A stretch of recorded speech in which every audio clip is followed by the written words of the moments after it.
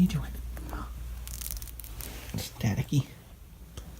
Well, no snowmobile today. Looks like we're going for a ski, so I better pick out a Swiss Army knife here. We'll go with the Evo Grip 18 again here. There's a wood saw. This one is a, let's see, it's got a saw and a corkscrew, so that's the camper. It's 91 millimeter. I made the scales for this out of an old pair, well, one half of an old pair of wooden cross-country skis from Norway.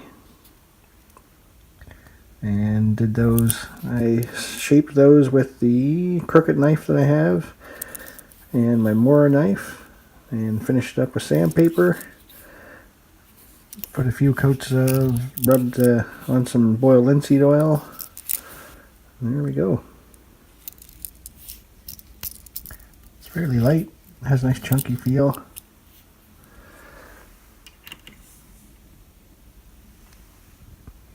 Maybe I'll do that again sometime, start making scales for them.